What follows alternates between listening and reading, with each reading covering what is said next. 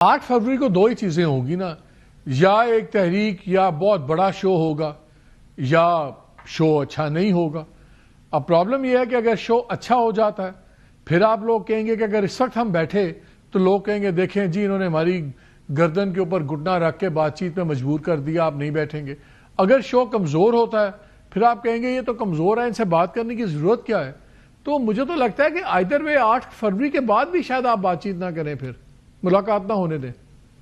نہیں، جو میری اسیسمنٹ ہے یہ شو ہونا ہی نہیں ہے۔ وہ ہوگا تو کمزور یا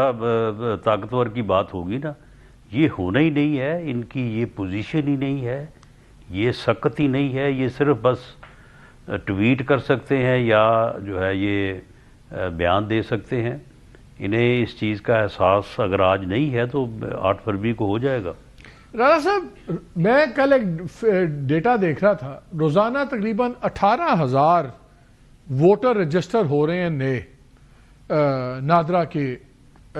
ڈیٹا کے اندر، یعنی کہ اگلے الیکشن آتے تک کوئی 2.5 کروڑ نوجوان بچے بچیاں اور ایڈ ہو جائیں گی۔ یہ جنریشن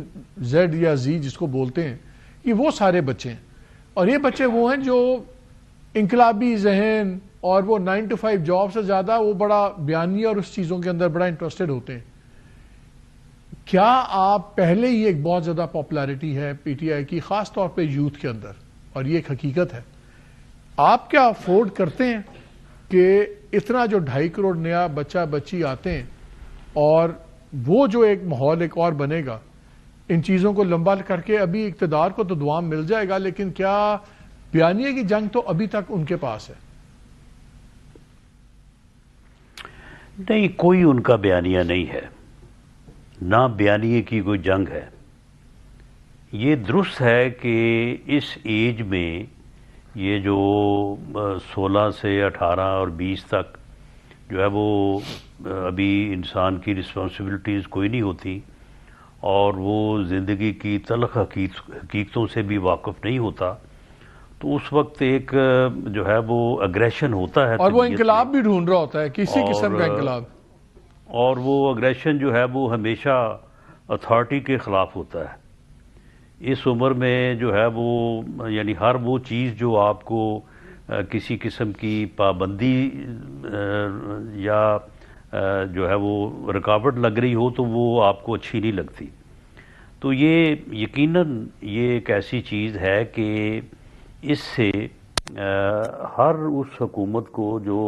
اپنا ایک ٹینیور پورا کرنے کے بعد جو ہے وہ عوام میں جائے گی ووٹ لینے کے لیے، تو اسے اس چیز کا سامنا کرنا پڑے گا، اس میں کوئی دوسری رائے نہیں، وہ خواہ کوئی بھی ہو۔ لیکن بہرحال ہمیں اس یعنی نیو ووٹرز جو بھی ہر الیکشن کے بعد اگلے الیکشن کی میعاد میں شامل ہوتے ہیں، ان کو انگیج کرنے کے لیے اور ان کی ذہنی تربیت کے لیے جو ہے وہ گورنمنٹ کو بھی اور باقی تمام سیاسی جماعتوں کو بھی اپنے مینیفیسٹوز میں، اپنی پولیٹیکل ایکٹیویٹیز میں جو ہے ایسی چیزوں کو لانا ہوگا کہ آپ ان کو جو ہے وہ ساتھ لے کے چلیں، ان کی تربیت ہو، ان کو جو ہے وہ زندگی کی حقیقتوں سے اور مستقبل کی آپ اس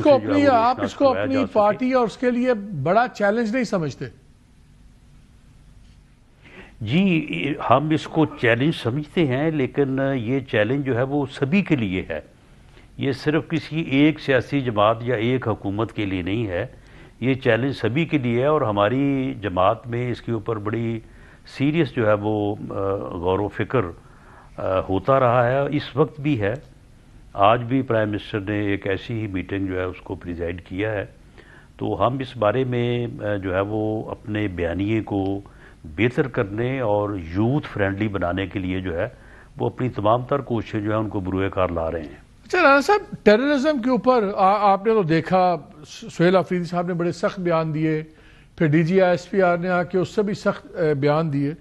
جب میں نے سلمان اکرم راجہ صاحب سے پوچھا تو انہوں نے بڑا کیٹیگوریکلی کہا کہ بالکل ہم ٹی ٹی پی کو میں دہشت گرد جماعت سمجھتا ہوں، تو اس لیے اس بات پہ تو بحث نہیں رہی۔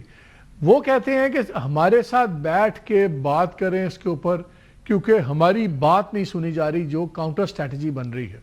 کیوں نہیں آپ لوگ ان کو ایک باری انگیج کرتے. بلکہ ایک سوال میرا اور بھی ہے. D G S P R نے اپنی بریفنگ میں یہ بھی کہا کہ عمران خان اندر سے بیٹھ کے ایک بیانیہ کہہ دیتے ہیں بس اپوز کرو, اس کی مخالفت کرو اور ساری پارٹی لگ جاتی ہے. کیوں آپ لوگ ایک بریفنگ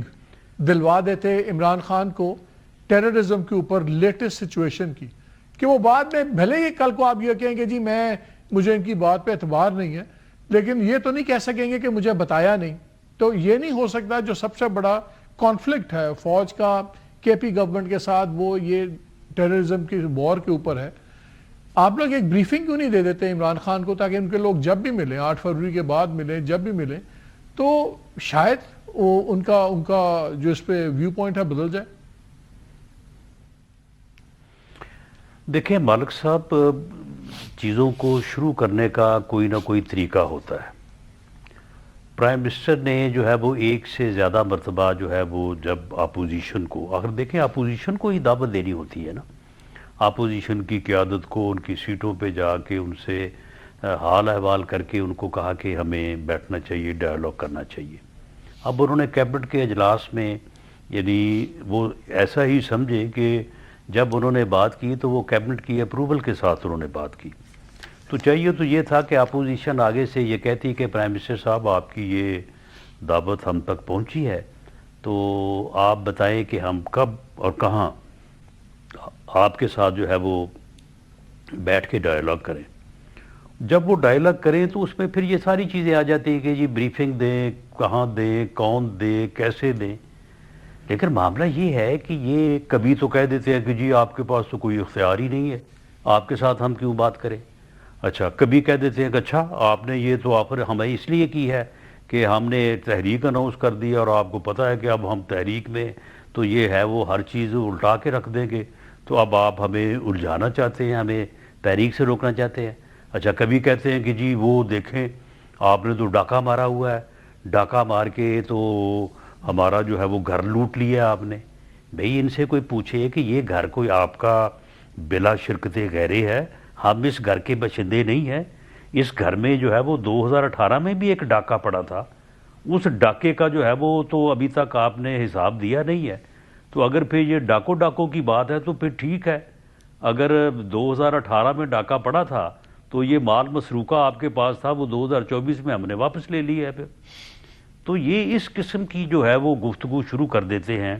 اور پھر جو ہے وہ کبھی ملاقات کی بات کرتے ہیں. اور میں یہ آپ کو یقین سے کہتا ہوں کہ اگر ان کی ملاقات ہوگی تو اس کے بعد پھر آ کے یہی ان تینوں جو ان کے بیانیوں کا میں نے ذکر کیا ہے, یہ تینوں باتیں آگے کہیں گے کہ جی یہ ڈاکہ پڑ گیا ہے, یہ ہمارا سامان آپ کے پاس ہے, اس کو واپس کریں, یہ ہماری تحریک کو آپ جو ہے وہ خراب کرنا یا ہمیں اب ہاں میں ڈالنا چاہتے ہیں. اس کے علاوہ یہ اور کوئی بات نہیں کریں گے.